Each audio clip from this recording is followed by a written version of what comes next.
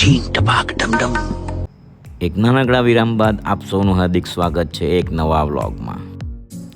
આજે 2 દિવસ પછી આપણે પાછા નોકરીએ આવી ગયા છે. 2 દિવસ જરાક માંદા હતા એટલે આરામ કરી લીધો, એટલે વ્લોગ પણ નહીં આવતા હતા. શોર્ટ બ્રેકમાં ચા નાસ્તાનો કાર્યક્રમ ચાલતો છે. આજે હાર્દિક સર પૌવા લાવેલા હતા, એટલે પૌવા સાથે ચાનો આનંદ લીધો. અને આજે અમારા ચેતન સર બહુ ચમકી રહ્યા છે. બધા સરને હેપી બર્થડે એવું કહેતા છે. 3 દિવસ પછી આજે સ્કૂલે આવ્યો એટલે જ્યાં કંટાળો જેવો લાગતો હતો, પણ કંઈ 4 વાગી ગયા અને આપણે ઘરે જવા માટે નીકળ્યા છે.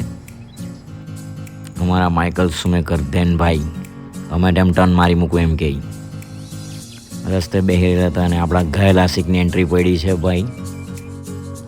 અમારા લાલુભાઈને કંઈ ને કંઈ નવું હુજ્જત કરે, એટલે કે નવરા પડલા ત્યાં કે ચાલો કે ગણપતિનો શેડ પાડવા તો થાંભલા બહાર કાઢી નાખીએ એમ કે. એટલે આ દેવલાને, સન્યાને, રમેશને બધાને એને કામે લગાડ્યા.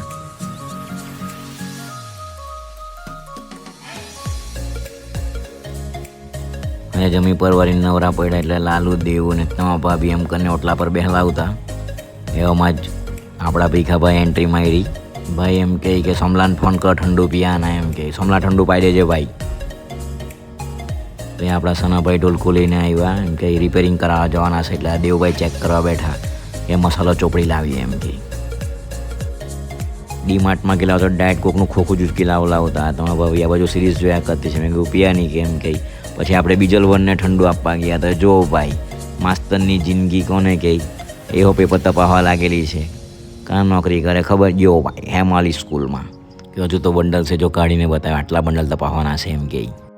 ચાલો ત્યારે ફરી મળીશું એક નવા વિડીયોમાં. જય શ્રી રામ.